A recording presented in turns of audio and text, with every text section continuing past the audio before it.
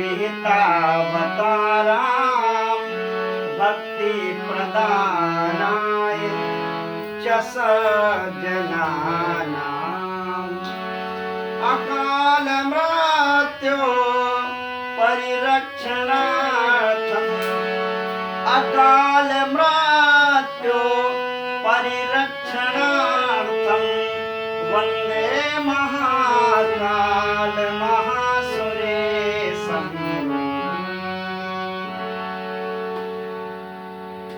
सादर नमन।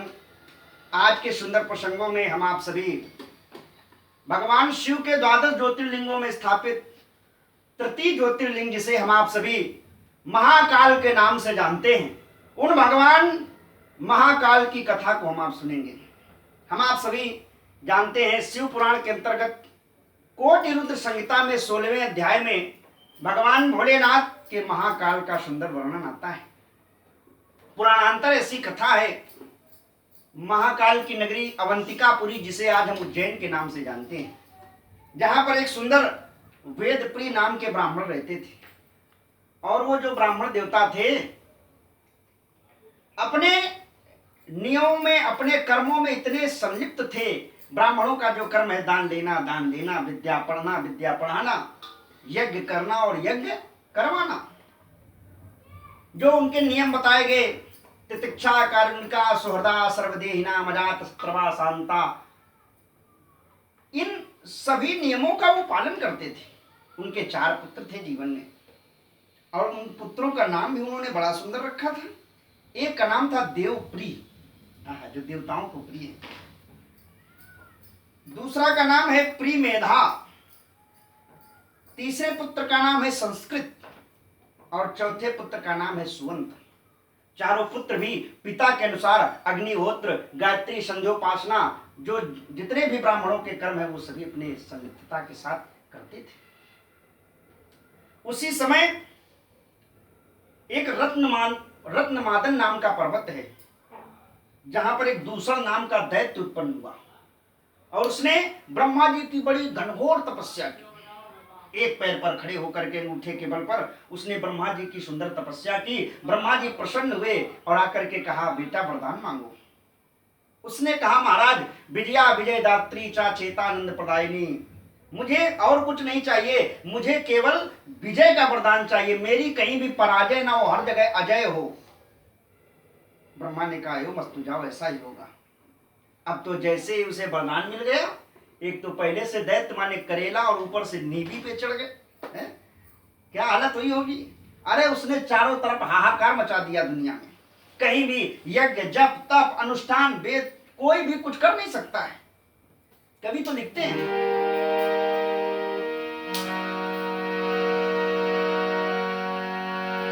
राम कहने पर छुरी जिगर के पार थी, हाथ में माला दिखे तो हथकड़ी तैयार थी।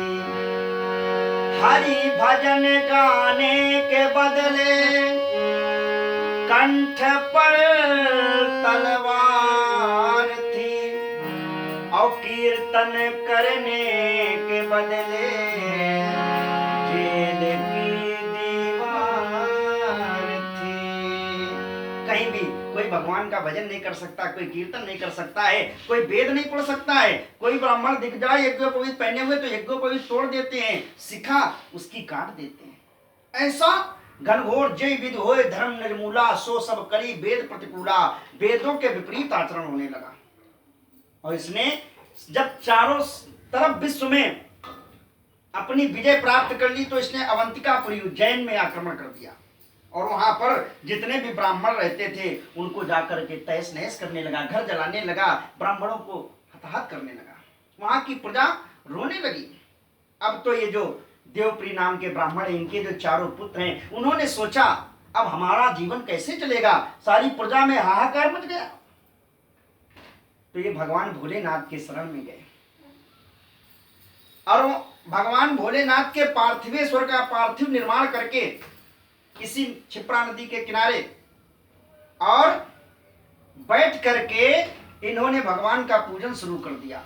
बहुत दिनों तक अभिषेक किया और इधर तब तक उस दूसर नाम के दैत्य ने 4 दैत्य इन चारों को मारने के लिए भेजा।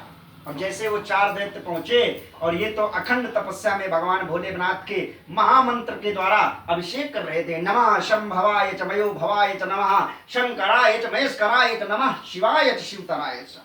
भगवान शिव की जिस समय आराधना कर रहे थे ये चारों दैत्य गए इन चारों को मारने के लिए, तो जिस पार्थिवेश्वर में अभिषेक कर रहे थे उसमें बड़ी जोर का एकदम से आवाज हुई, तड़ाक की आवाज हुई और वो पार्थिवेश्वर की मूर्ति बीच से फट करके और उससे दिव्य भोलेनाथ का स्वरूप प्रकट हो गया।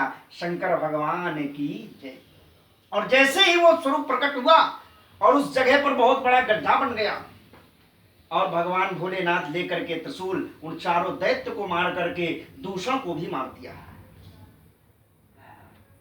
और जैसे ही दैत्यों को मारा सारे विश्व में शांति हो गई। उन चारों ब्राह्मण बालकों से कहा, बेटा तुमने अंतिम समय तक धर्म का निर्वहन किया, अपनी पूजा से अपनी साधना से विमुख नहीं हुए, इसलिए तुम वरदान मांगो, तुम्हें क्या चाहिए। उन चारों ने कहा, महाराज अगर दे सकते हो तो एक कृपा करो, क्या सारे विश्व में शांति हो और आप मुझे मोक्ष दें, अपने शिव नगरी में मुझे निवास दें और यहाँ पर आप एक रूप में स्थापित रहें।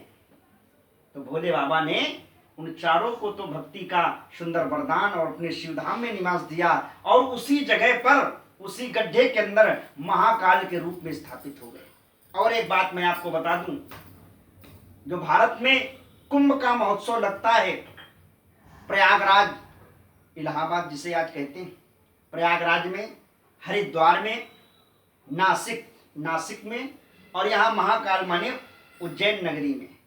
तो उज्जैन नगरी इसलिए और भी सुंदर बन जाती है क्योंकि यहाँ इस उज्जैन नगरी में एक तो माता भगवती का एक शक्ति पीठ भी है, साथ में काल भैरव भी हैं और साथ में महाकाल भी हैं और उसके साथ साथ यहाँ कुंभ का महोत्सव भी होता है।